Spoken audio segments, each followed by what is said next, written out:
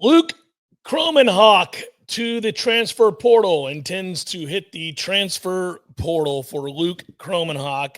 We speculated, Tom, that this kind of thing could very well happen if you continue to go out and bring quarterbacks in. It makes for an unsettled room, whatever it might be. It also might just be a very modern set of circumstances. It also might very well be just that Florida State went 2-10. And when you go 2-10, I got to imagine there's quite a bit of upheaval. There's quite a bit of frustration. There's quite a bit of uncertainty about the future of a program. Now we're watching it play out in real time, in which you're bringing in new coaches and new offenses. And obviously that affects a kid's decision to stay or leave. Do I like this offense that you're bringing in? Is it something I want to run? Do I think it's best suited for me and my future if I have designs on being an NFL player? I'm just floating out a lot of ideas as to what could lead a player to decide to put his name in the portal. So it's not altogether surprising at all that Luke Kromenhoek or any other quarterback on this roster would put his name in the portal, given the upheaval of this season and the changes now that we see coming. You could be looking for a stabilizing force.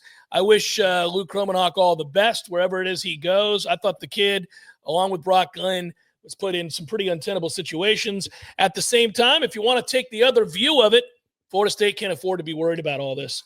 Florida State cannot be worried about whether or not they lose players during the midst of change.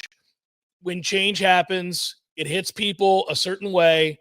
Everybody reacts differently, but you can't be surprised when somebody decides that they want to move on and not be part of whatever that change is that you're undertaking. And Florida State's got to get it right. They got to have a kid that can play right away. They may have their eyes on two separate quarterbacks. We don't know. It could very well be, Tom, that they bring in, and I'm speculating now, say they bring in this hypothetical, a Castellanos, and then turn around and bring in another kid that's of the same ilk, so that they're staggered and prepared to run this offense that Gus Malzahn's bringing to the table over the next 2 to 3 years. That might be something that the guys on the rosters are not willing to accept. Yeah, that's the follow-up question for me here is, do you bring in two? Does he like Kevin Sperry, the signee? I mean, Florida State had a commitment from Kevin Sperry. Then they hire Gus Malzahn. Do they follow through with that? And Gus is feeling, or does he feel like, no, I like that kid. That's the one I want to build around. He's got the tools that are perfect for the offense that I want to run. I'm not sure how much that Brock Glenn and Luke Kromenhoek fit in this equation. Brock Glenn is another question. We assume that, if somebody was going to transfer, it would be Brock. Well, Luke at least has beaten Brock Glenn to the punch here. It's not that Brock Glenn doesn't have mobility skills that maybe he could learn and integrate with Gus Malzahn's offense, but it's disappointing to me. I get it when you're talking about a shift in philosophy to some degree of what Florida State is going to do offensively. This is going to be more of a run-heavy offense than it was, but the tenets are very similar.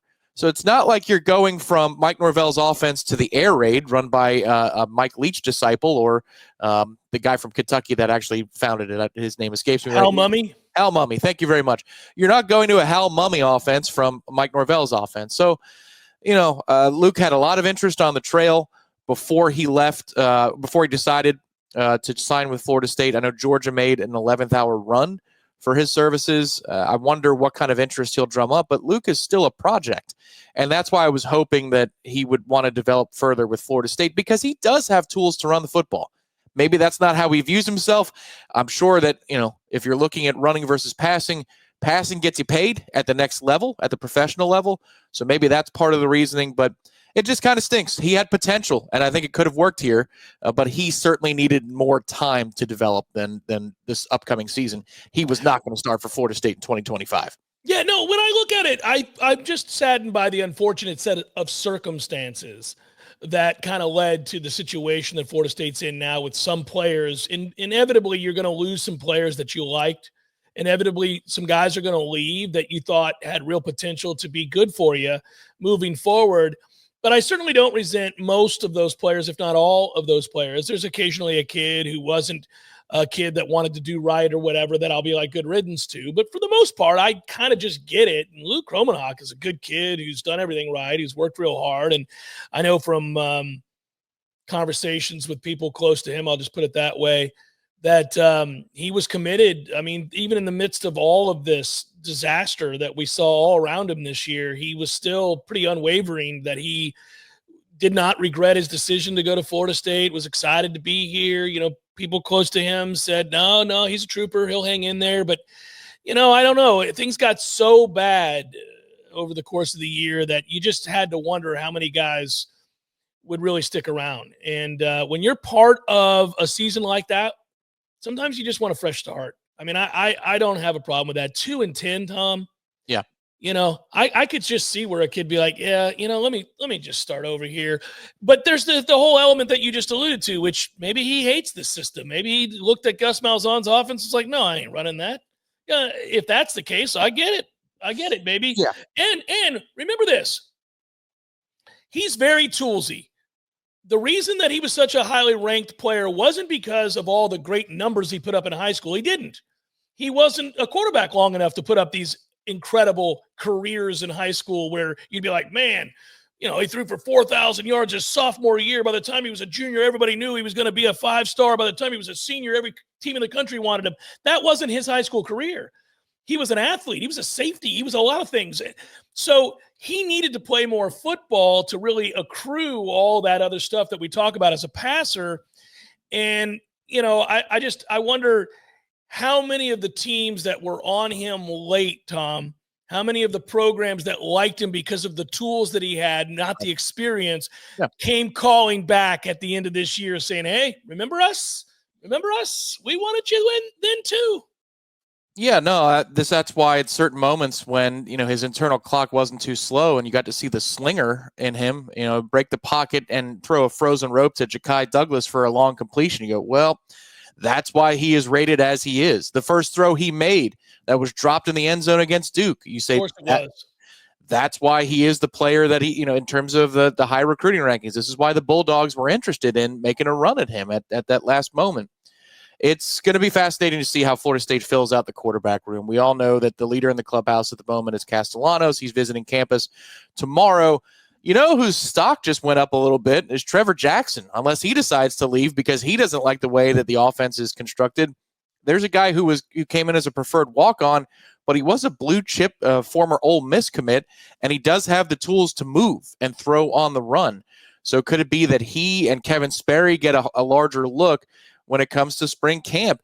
Sperry's game and his film, quote-unquote, his highlight reel from Huddle was a hell of a lot more polished because he is a polished product. He's maximizing or close to maximizing what his capabilities are as a 3-star player. He's a little bit shorter, but he can make all the throws on the run, and he's got a decent repertoire of throws. Kromenhoek was more of a project, and we saw that in practices. It's just that the unfortunate timing of it all here also is that you have to salute the kid out the door to a degree because he didn't stop at 4 games played in his true freshman year and say, hey, you got all kinds of problems. I don't want to be a part of this. He was asked by the media as he was approaching that number. He said, I don't care about 4 or 5 or a red shirt. If we need me to play, then I'm going to play. And I thought hopefully maybe that attitude would carry over. But this is a moment where you can't judge a kid for looking at 2-10, a new offensive coordinator, and saying, I'm not so sure this is the fit for me. I wish him well. Yeah. I wish him well. I think he's the beginning of some of the names of players that you don't want to see leave. You know, for those that are watching this as a takeaway, a standalone video away from, say, the Jeff Cameron show, I just did a segment on the Jeff Cameron show where I listed every player that's left and talked a little bit about their career arc and what happened and what have you. And I wasn't taking shots at kids. I was just pointing out why things did or didn't work. But as I went through that list, Tom, it was, you know, occurred to me that most Florida State fans, and again, this is not a personal shot at any one of these kids, but most Florida State fans look at the list of outgoing players up to this point, since the portal became open Sunday night at midnight or into Monday, and didn't care about nary one of them. I mean, let's be honest with you. Every departure on that list Terrell Powers, Brian Courtney, Lamar Green, Julian Armella, Destin Hill bothered us a little bit because of the investment. Darion Williamson, Omar Graham, Duke Cooper, Durajaye, Turner West, Anderson Spahn, Byers to the NFL, Zaire Thomas to the NFL, Darrell Jackson to the league, Josh Farmer. Now, guys who go to the league is a little bit different than entering the portal, certainly. But of the portal names that I went to, from Powers to Spahn to Span, nobody cared. Nobody's. You're like, okay, this is the first one where you go, ooh, kind of didn't want to lose Luke Kromenhoek. Yeah. Would have liked to have seen what Luke Kromenhoek could be here, because I think you're right. Luke Kromenhoek could have run Gus Malzahn's system. Maybe he doesn't want to, and I get that too. Yeah, maybe he doesn't want to. It's not what I signed up to come to Florida State to do. It's a fair retort. And now, most eyes were expecting to see what Brock Glenn was going to do when he was going to potentially announce. And now all eyes are on Brock Glenn to see if he's going to follow through and do that before spring camp, or if he wants to take it into spring camp, because that's another thing where you wouldn't blame a kid to say, all right, new OC, I have my first meeting with him. And to me, this reeks of a meeting with Gus Malzahn, and maybe, just it didn't click, or whatever Luke's camp heard. They said, maybe there are greener pastures. If you're intrigued and you're Brock Glenn and you say, well, it's not like I'm going to be getting 6 figures to go into the portal this very second. So why not take it on down for a spring camp, work with this offense, see if I fit into it. Maybe I like it. Maybe I understand the nuances and the timing. Maybe he speaks my language.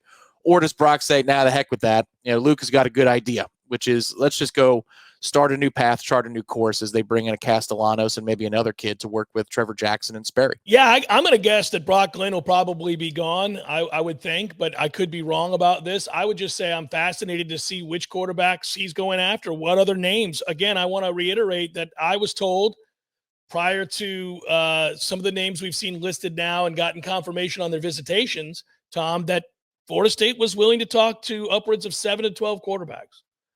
And it stands to reason. You got to see what's out there. I mean, you can't just decide all my eggs are in this one basket. Here's where I'm going to go. You got a whole new offense, a new offensive line coach. You're going to have a new receivers coach. You're going to have a lot of new across the board. And if you've got guys that help, that really can run the system that Gus Malzahn runs, as in plural, I'm talking to all of them. I'm getting a sense, because I got to know that these guys are going to come in and hit the ground running in most cases. Now, in the case of Sperry, maybe not, but everybody else, I got to know, can you hit the ground running? I got to play you right now, or have a chance to play you. If anything happens to the guy I do bring in, do I have somebody who is of that ilk that can run the system that I want to run, and run it now? Because we can't lose 9-10 games, 5-6 games next year. You got to have a season. The one follow-up question I have that is outside of the quarterback room, it'll be interesting to monitor here as On3 provides updates, warchant.com, the premium recruiting board. Also, Tribal Council has the exit list, so that's where this probably would actually be accounted for. Luke was the head honcho for the 2024 recruiting class. Is anybody else in that class that we like? Are they very bonded with Luke? Doesn't mean that they're a package deal to go together to a destination. Do they just say to themselves, man, part of the reason I came here was because I really wanted to work with Luke if I'm an offensive player, or I really liked Luke as a defensive player, and we bonded as we came here together on a mission. Maybe he's got the right idea. Does it get contagious in that way for freshmen to say, and that might be becoming redshirt freshmen or sophomores, to say, maybe he's got a point? That's something I think that's definitely worth watching over the next 24 hours to see if Luke starts a domino effect for a lot of the kids that he was in group text messages with for a long, long time, to say, we're going to make it, we're going to be the next wave at Florida State. Always the fear when the season was unraveling the way that it was, that this moment in time would come where you lost guys that you like. Today marks the first, in my opinion, of what could be a few that you lose that you really liked, that you thought had real potential, and that you thought could go on to become something special at Florida State. We'll continue to monitor to see if any more names hit the portal as big as Luke Kromenhoek's name. I would suspect you're going to hear some pretty big name schools going after Luke Kromenhoek. And that will probably come out real soon if you follow that path. So little combo here as we talk about Luke Kromenhoek entering the transfer portal. And we come back, and if you want more videos, I think there's going to be opportunities for a lot more videos on warchant.com, Warchant TV, and the Jeff Cameron Show.